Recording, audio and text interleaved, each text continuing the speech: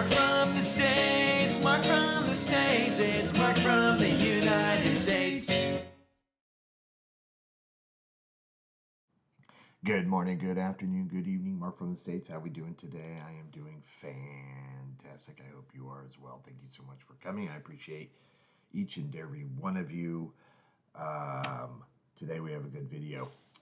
History hidden, uncovered by a modern development. I don't know exactly where this is at. This is from the channel Martin Zero. Please, 2 links below. If you have 1 subscription, 1 like to give today, not on our channel, please go over to Martin and give it to him. Support the original content creator. The links below will take you to his channel and to this video, so I encourage you to get over there and support him. I am blessed that he's allowed us to watch and learn from his work. Cool thing got in the mail. This one, I sent out Christmas cards, get well cards, kind of a combination of the two to the royal family. I've gotten one earlier from the king, as we know that we talked about that one earlier. This one, of course, is from Kensington Palace, and it was a little thank you note from Her Royal Highness the Princess of Wales. And I will not read that to you because it's a note to me, but I am truly honored to receive these back. I mean, they get so many, you don't expect any sort of return, so it's just amazing that you do get something in the mail back from them. So thank you, and I'm so happy that she's doing better. Okay, big fake couch. Yes. Let's see, what's all this hubbub about being uncovered here, shall we? Let me jump out. I'm going to jump out into the box. I'm in the box. Okay, here we go. Let's do it.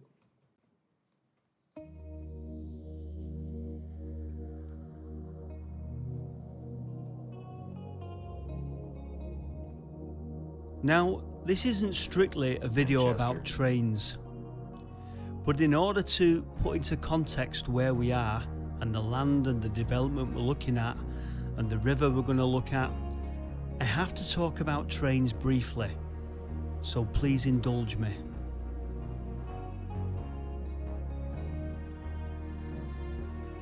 I like trains. Years ago, when I was a lad, any trains leaving Manchester Victoria Station had to face the daunting Miles Platting Bank. Quite a steep bank for the trains back in the day. Today's modern trains still have to face Miles Platting Bank, but they're much more powerful and they take it in the stride. But Miles Platting Bank always provided us with much entertainment, because as train spotters we were always interested to see what the Miles Platting Banker was. And that was that little locomotive there, sandwiched between those other 2 trains that used to sit in the middle lanes at Manchester Victoria Station, and it was ready to push any struggling trains up the bank. Let's just go back, because there's something else I need to tell you, the alternative to Miles Platting Bank. You see, up until the late 80s, not all trains had to face Miles Platting Bank. There was a spur to the left. And when we'd been to town as kids, doing our shopping, buying records, clothes off the underground market and a bootleg CD that we'd paid over the odds for, that when we got home it was crap quality, we'd sit on the train and take bets as to which way the train would go. Miles Platting Bank or the Red Bank Spur. You see, as you left Manchester Victoria, just on the left here was a branch line that we called the Red Bank Spur. There it is, in front of that locomotive. You can see the lines sweeping to the left. Here it is on Rail Map Online. You can see the layout of the railway lines, Manchester Victoria, and the disused Red Bank Spur there, as you can see it.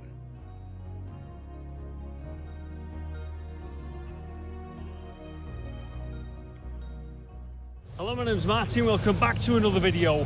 We're here. We've been invited on site. Remember a few weeks ago I showed you about the River Irk. I said, what are they doing to the River Irk? Well, the people that work here, BAM, Civil Engineering, saw that video. They've invited us down. Look at that! we're stood in front of the weir. Nobody stood in front of that for about the past, in this bit, for the past 200 years. You've not seen me and him in a river before where there's no water. Anyway, we're going to take you around the site, tell you all about it. Come on. Okay, so firstly, let me orientate you to this piece of land just outside Manchester city centre. From the bottom left there, you've got Roger Street, you've got Red Bank in the middle of your screen, and over to the right, you've got Collyhurst Road, and it's that land in the middle there, the top of which, where it says Lowry Footbridge, it's that land there. Used to be a big railway sidings back in the 1940s.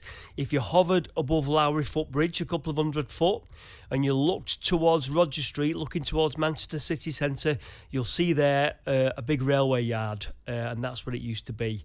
And you also see the old gasometers there, very much a piece of interest for us, but they've gone, long since gone. But that was the land, it was a railway sidings. Just for a wider context for you, there's Manchester city centre, and we're kind of north-northeast, looking at this area here, just by the River Irk, in the Irk Valley, round Collyhurst Road. So that's where we are in relationship to the city of Manchester. We're just outside, and we're just in this sort of like little green area here. Okay, so here we go. The first of the gems that I found while I was looking into this area. Remember, I showed you the area and I said it's bordered by Roger Street. Well, there's Roger Street, and we're at the part now nearest Manchester Victoria Station. So we're at the start, what I call the start of the site. In particular here, I want you to look at Hargreave Street and Crab Street. Now, in a bit, I'm going to show you a picture, a photograph taken at the junction of Hargreave Street and Crab Street, looking to your right in 1904. But I can't get to that spot now, because it's now part of the development and the porter cabins and the offices are there. But the gem that I found, and we need to go back to, or I need to tell you about something that was there or around there in 1836. Let's just go to where the X is there, which is the nearest point I can get to the junction of Hargreave Street and Crab Street, and let me tell you something. This is Crab Street. It's just, there's nothing left of it. There, just where the white van is Hargreave Street. So I'm kind of stood on the corner here of Crab Street and Hargreave Street. This area, fascinatingly, used to be called Horrocks, Great Horrocks, and I think it's a very, very, very old name that describes this area. It probably goes back pre-railway. You see how much the railway land has encroached upon here. I'm going to show you a picture now, stood just here on the corner of Hargreave Street, which is now part of the site, and Crab Street. I'm going to show you this picture, and it's looking that way. Take a look at this. Wow. Oh, the development. Fascinating, isn't it? And this has changed just immensely since then. It's now a bit of a no man's land. It will eventually obviously be all developed. Down there at the bottom end of Hargreave Street, and now where you're probably looking at those plant machinery, and underneath this landscaped area here used to be one of Manchester's oldest public baths. It was called Dolphin Baths. The layout of the land here was fascinating because there was two little reservoirs. Hargreave Street carried on and went to Horrocks Street, and it's gone, it's been wiped out. Well, let me show you on a map, and let me show you what I found about Dolphin Baths.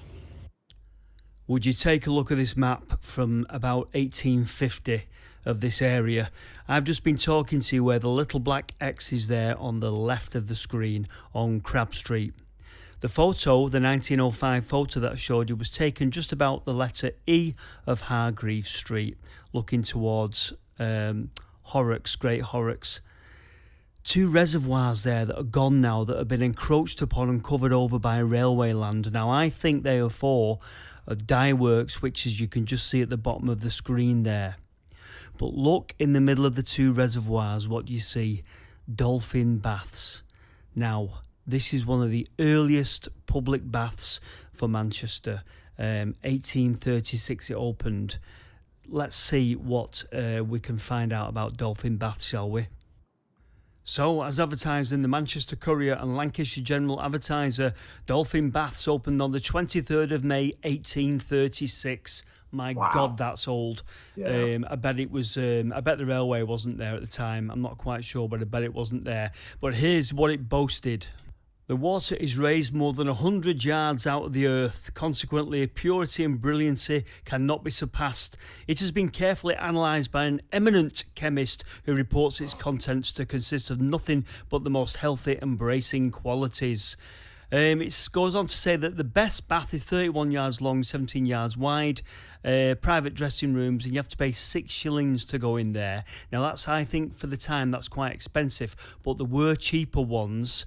Let's have a look at what else it says.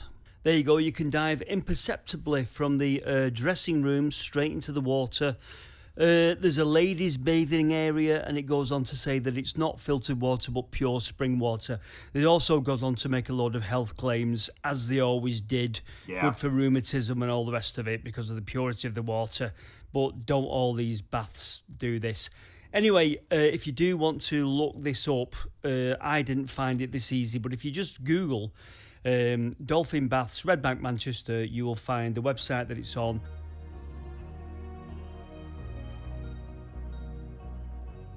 So you can see the Redbank spur there on this old map where the blue X is. You can see it's just a branch line. It's not become a full-on railway yard yet. Here it is in Manchester today, the way it looks up on its viaduct. But further down the line, it will become a big, sprawling railway yard. But on this map now, it's not in that stage. However, look to the left of the blue X that I've put on there. Horrocks Lane. Do you want to take a look down Horrocks Lane as it went under the railway viaducts back in 1904?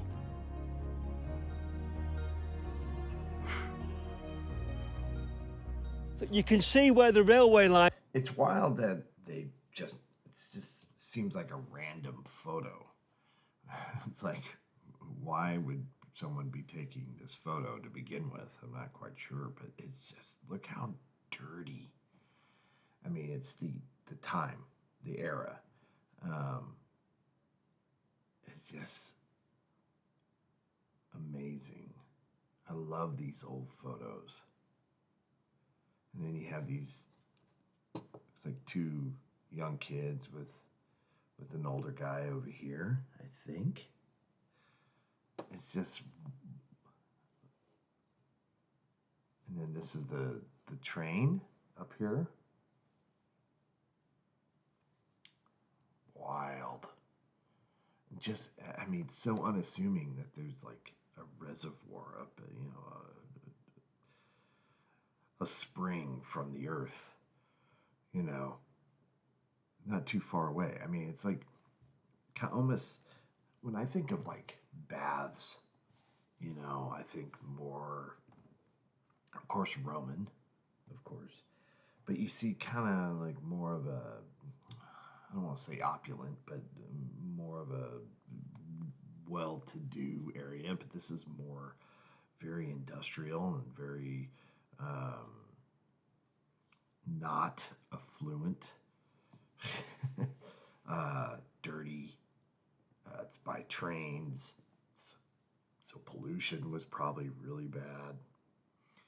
Hence why it's so dirty. And it's just, you know, I'm just taken aback of why this photo was even taken. But just beyond here is this natural spring that people would go and bathe. And I mean, it's not that long ago. I mean, it is 1830s. That's a long time ago. But just the idea of such a different image comes into my mind. You can see where the railway line used to run. You see the retaining wall there. We're going to be exploring a lot of the site. That way down there. The river's down there. What I want to show you, if you be dynamic, Roy. So eventually the main entrance to the site will be just there off Redbank. You can see where they've cut into the wall there. And it's quite surreal because if you look this way down here, come down here. they've put this new wall in here which bisected where the railway line used to go, and you'll see the railway line used to go that way down there. Mushrooms on the Line was that video. We were walked along here. Absolutely impenetrable it was. So it's interesting to see now how it's been cleared. This place hasn't been touched for like 40, 50 years. I was going to say, it looks...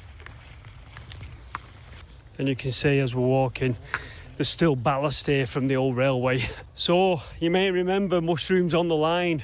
Trains came along here, and obviously behind the camera it goes into the heart of the development. Oh, wow. Fence, oh, story of my life. That's going to prevent us now getting to the main line. Yeah, I see why they've done that. So there's a big fence in front of us. You have no idea what we're trying to do to get through. We found a gap in the fence. So again, we've not broke anything. We've just come through the gap in the fence. I can't currently move because that's what I'm in. Just overgrown. What they're looking at doing now on here is making it like an active green route out of Manchester, so you can walk, you can cycle this way. You'll be able to hopefully get up from down on Red Bank there, access up onto this raised railway level here, and like I say, take a nice stroll through. And you're kind of sandwiched between Teetermill Road on that side and Rochdale Road on that side, and obviously you're sort of walking the Irk Valley really. So when you consider how long this place stood completely impenetrable and derelict, it's quite a nice thing that's going to happen here. So we'll carry on walking now down this way, and as we come across things, I'll show you what's going on. Signalling cables. Yeah. The turntable, I'll put the link to that video in the first comment, but the turntable we discovered, or the remains of, about there. It's unrecognisable now. I'm equally sort of like nostalgic and impressed at what they've done here. Well, the turntable was roughly there.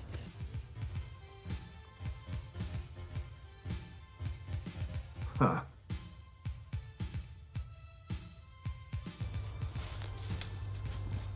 So this is me, I think 2019, as I've said, discovering the remains of that old turntable, and I couldn't work out what it was. I knew it was a big round structure in the ground, but I couldn't get my head around the fact that this was the remains of an old railway turntable.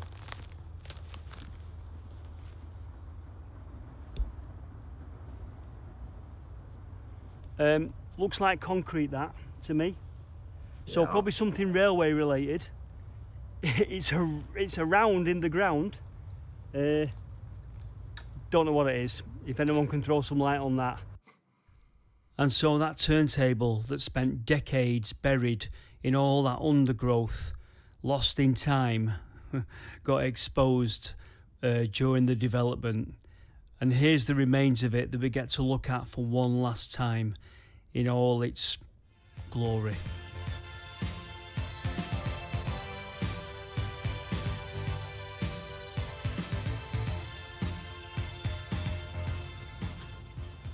And even today we've still got bits of remains of railway sleepers if you look closely.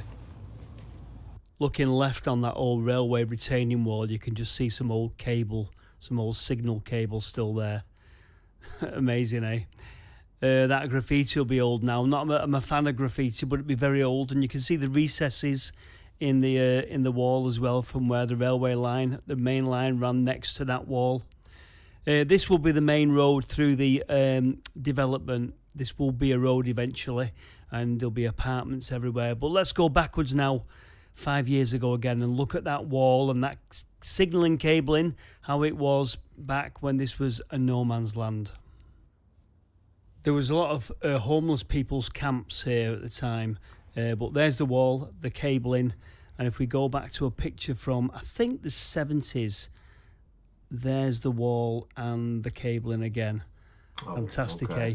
So we're now heading towards Lowry Bridge, where we're going to look at some interesting stuff. You'll probably know this bridge from my older videos. So this is an old friend. So when in the other video when we did Barney's Steps, Obviously, it's a bridge. It was a bridge that spanned all the railway sidings and everything. Wonderfully, it's still here and it's staying. That side at the moment is not being developed. Cool. This is the edge of the development here. So one of the interesting things that comes out of this is obviously when they start to excavate these sites and prep them up for the development that's going to happen, they came across the old carriage sidings, or the maintenance platforms for the carriage sidings. They were still there, and a load of stuff had been dumped into them, probably a bit slightly lower ground level than where we are now. Loads of stuff had been dumped into them. Everything you can imagine, asbestos, all kinds of things. So all that had to be cleared. All the land was very contaminated because there was oil, hydrocarbons, all sorts of stuff. Obviously, you had Gold Street Gasworks over there. You had some gasometers down at the bottom end here, and oil everywhere from the shunters and the locomotives that used to be here, and the carriages and everything. So it's quite a job. It's been quite a job to prep the land up, to be honest with you. I'm just looking at that beautiful flat surface there. Anyway, we're heading further and further towards the river. Right, one of the things I'm interested in is that, what's under the ground? What are the layers are? Because we know that there were toxic layers. We're currently walking on clay. We're seeing fox footprints everywhere, as well. But come and look at this. Look at this. So you've got what probably looks like a toxic layer, and this is ash, and this looks like cinders and old coal and everything. Then you've got what looks like more clay, and then down here you've got some quite big gravelly bits there, big stones and stuff. Then it looks like maybe, I'm not sure what that is, but you can see the layers there. That's interesting. I find that very interesting, to be honest with you. Be interesting, wouldn't it, if we could see how far the footings went down for the bridge, but we're not going that far at the minute. But these are the questions I ask. Right, so in the previous video we stood up on the bridge there. I looked down and I looked to this area here, and I was speculating whether it was being dug out for an underground car park or something. I didn't have a clue. But sometimes these apartments have underground car parks. However, it's more interesting than that, because here, as part of probably the railway, there was a massive brick tank. When they found it, it was full of heavy oil, so clearly something to do with the railway, and that's why they've had to dig this out and remove it. So obviously heavy contaminants from oil here, and they're testing the land now, and that's basically what this is. So I was completely wrong, and I found out a more interesting reason why this ditch is here. Now, I'll go back. The environmental impact that this is probably and was having on the area was probably huge, I imagine. And then the cleanup of said environmental impact with the oil and all the gas and just everything that those dirty trains and other,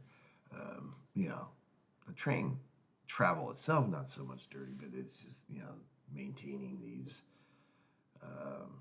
trains, just, I can only imagine how much something like this would cost to clean the site, to be able to build something else on it. It's pretty wild. Completely wrong, and I found out a more interesting reason why this ditch is here.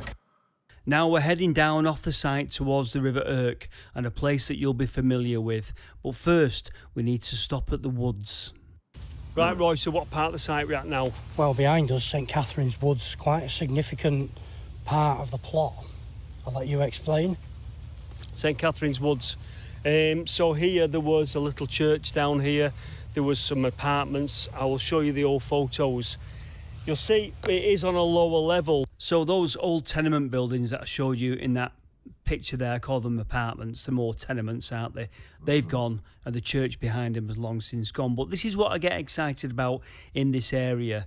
I mentioned it before, the remains of an old corn mill that predates everything around here.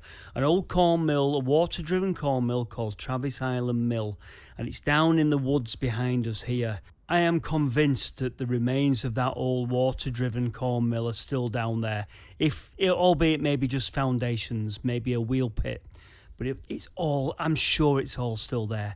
But long since has it been covered over. Probably the mid-1800s it got covered over and buried forever, and the railways came along. But it's got to still be down there. Unfortunately, it's down at river level, as it would be. They're not digging in that area. Well, not yet, I will explain. So I was going on in the video about Travis Island, an old corn mill that used to be here, and I was getting excited because I was hoping they're going to excavate it, but it's at a very low level. Obviously, it's down at the level, it was water-driven mill, so it's down at the level of the river, which is down there. So in order to excavate Travis Island or to find any remains of it, they're going to have to go into the woods there. Now, there will be a future development of a park there eventually, so that is when they possibly will uncover Travis Island. At the moment, they're leaving it be.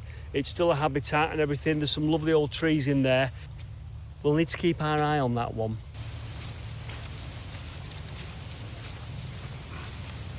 Looks like a massive undertaking here.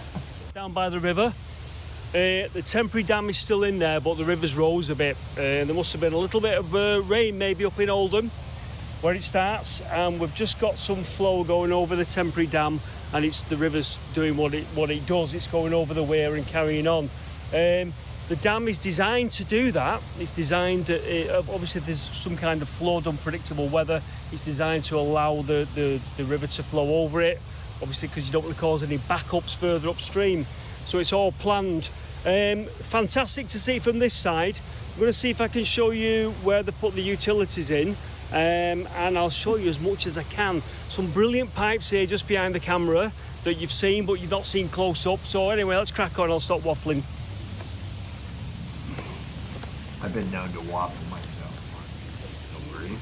So St Catherine's Woods, pretty much the heart of where Travis Island was. Hard to believe it, the River Irk is currently in those pipes and a little bit of it overflowing down there. You touch them. So there's proper vibration on that. Incredible. I love these joins here. Love the way it's been steered. It's almost a work of art to me, that.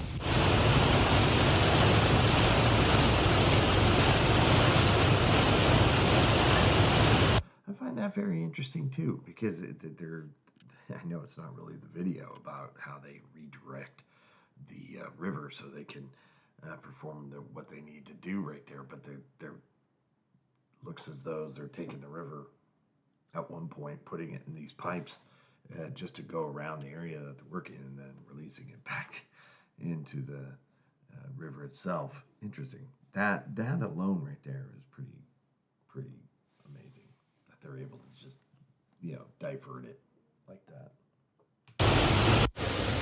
There you go. 2,500 litres per second. Amazing. So we're down at river level. See the weir? That thing is old, I'm telling you, very old. Unfortunately, like I say, the River Irk has just gone over the temporary dam at the moment, so we can't actually go into the riverbed. Sod's law. Now, in case you're wondering what's this work going on down at the river, well, they've diverted the river temporarily so they can put some utilities underneath the riverbed. Earlier in the video, we were looking at a flattened area of the land that's going to be ready for development. They need to get utilities in, and they're going to feed them off Colliers Road underneath the riverbed. What we're looking at here are two shafts facing each other. I will show you detail on these, but this is where they've dug down. Two shafts opposite each other, dug downwards, and the utilities will go underneath the riverbed and then come back up and feed that land that's being developed. Now, that yellow box over there you're looking at, that is a shaft. Here it is in detail. This gentleman's going down. I'm going to guess they're about 20 foot deep, just enough to get underneath the riverbed. And as we zoom in a moment, you'll see we're going to zoom into a big steel pipe, and with multiple smaller pipes in it, and that is basically what carries the utilities under the riverbed. It had to be done this way. I did ask various questions about bridges and things like that, but it needed to be done this way. Very interesting and incredible that they've done all this work on the river to get that network that in place, or that what will be part of the network, Absolutely fascinating what they've done here. What is it? Well, it's a bottle, it's some age. Sadly, it's been necked, that's a technical term, broken. Fletcher's and Holt's, Colliers, Manchester. Fletcher and Holt Colliers. Give us a spin, give us a twirl. Oh, nice. Looks like a beer bottle, doesn't it? Hard to show you on here, but very nice. So we're now heading upstream a little bit towards the weir and the temporary dam that's holding back the River Irk. The pumps are also here that suck the river out and send it down those pipes to create the diversion so the work can be done.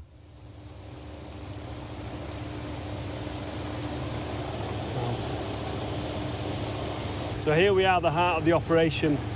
The pipes are down there, 10-inch pipes that manifold into one big pipe, 600mm in diameter.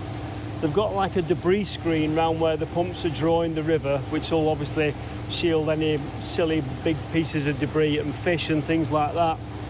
The pumps are the orange things just beyond there that you can see. They're electric pumps. Now they're powered by a generator which is up on the hill behind the operation. I'm going to take you to that and show you that in a minute. So fantastic, incredibly quiet, so really good, and it's fantastic to see all this in detail. Right, so the river levels are starting to drop. We should be able to go down there in the next couple of hours.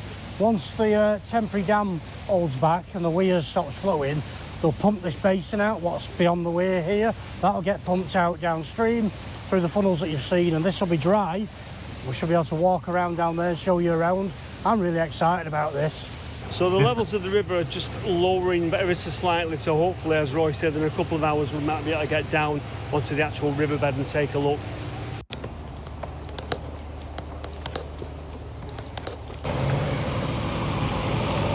Contaminated stuff. Has to go to special tips. Engines, they work off hydrogenated vegetable fat, apparently. That's one. And there's a spare one. In the middle is a tank for the fuel. So there you go, that's how they work the electric pumps down below that are pumping out the river.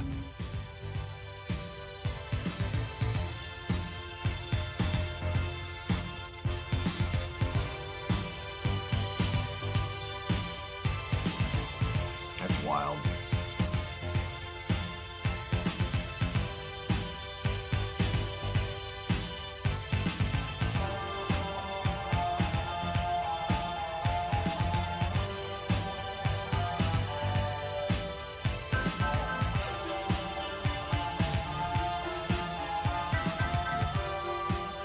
Can you believe we are where we are? We're on the weir, on the River Irk, almost in town. It's incredible. I'm going to show you some detail, as much detail as I can on the weir. How many times have we done a video, how many times have we done a video and showed weirs and talked about what they do, and now we're stood on one without any water flow? This is incredible. I'm having to pinch myself, really. I mean, when was the last time this saw? And they've let us come and stand here. I know. Anyway, I'll come forward. It's the stonework that gets me. I'm going to try and show you the stonework because it is unbelievable, absolutely unbelievable. And we can actually go down into the riverbed as well because the levels of the river has gone down now.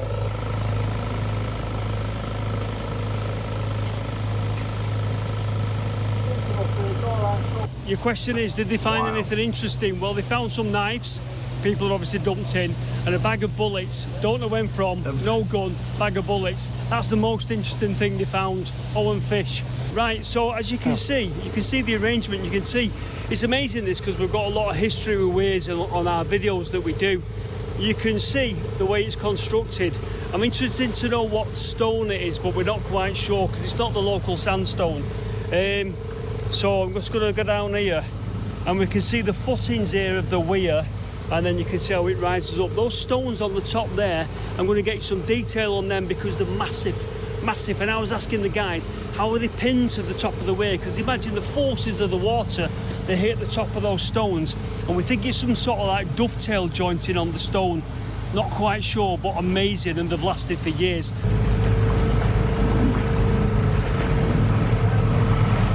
How the wall has been undermined there at that point. I think that's going to get fixed, that. But I think that's actually been an opening because there's a little top plate there, isn't there?